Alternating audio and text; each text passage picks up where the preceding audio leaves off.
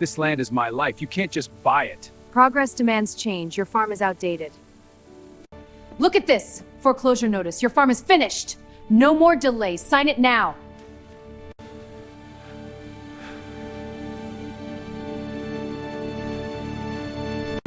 Look, it's heading right for the field. The crops! They're being destroyed! And the dust is everywhere. Stop! You won't take this land! I said, it's right there! You lied to us! How could you? I didn't lie. The drought hit us hard. Excuses! You can't do this! You can't take this land! It's my life! It's just business. You have to adapt! Adapt? You mean give up everything? Progress!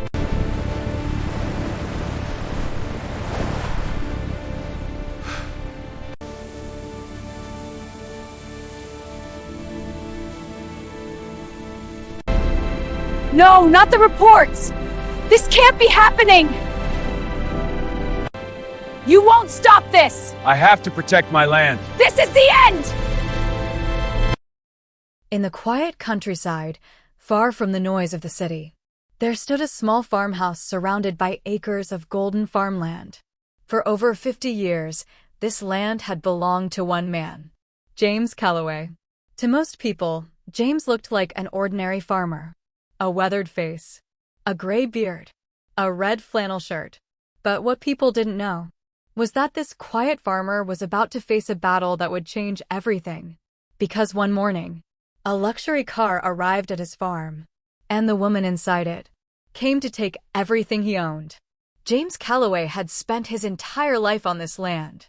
His father had farmed it before him, and his grandfather before that. The farmhouse itself was old. The wooden porch creaked with every step. But to James, this place wasn't just property. It was history. Every fence post had a story. Every field carried memories. Sunrises were quiet here. Golden light rolled across the fields every morning. And James liked it that way. Peaceful. Simple. Until the day everything changed. Late one morning, a cloud of dust appeared on the long dirt road leading to the farm.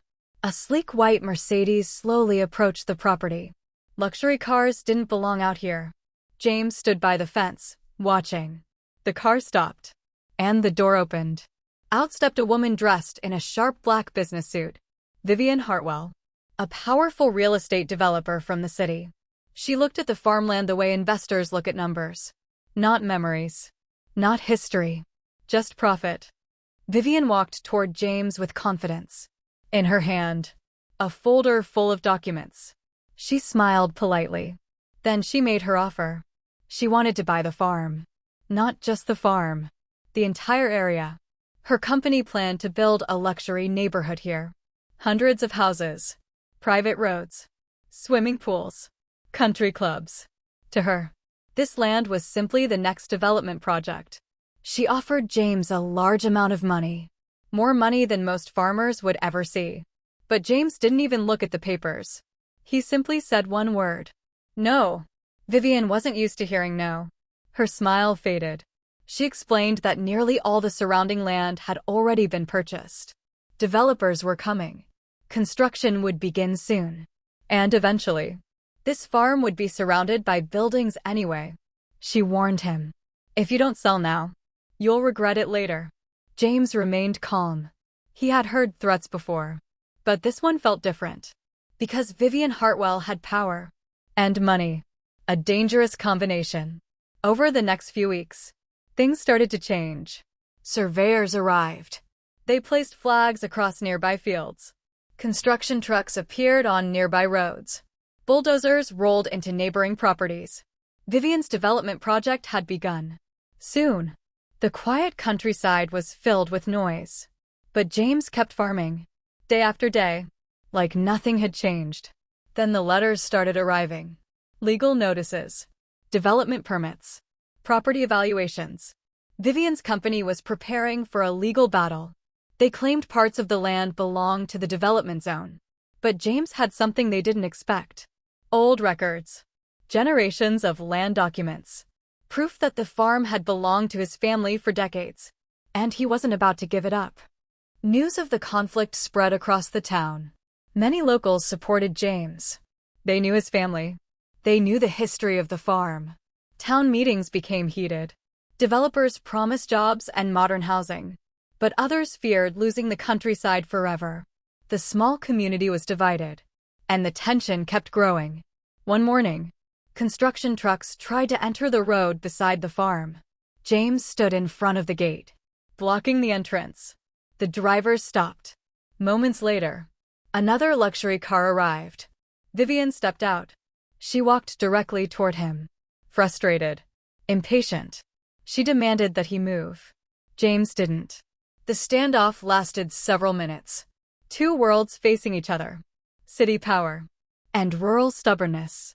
Eventually, the case reached the county court. Lawyers presented documents. Maps were examined. Old property records were reviewed. Hours passed. The room was silent as the final decision was prepared. James waited calmly. Vivian sat confidently, both certain they would win.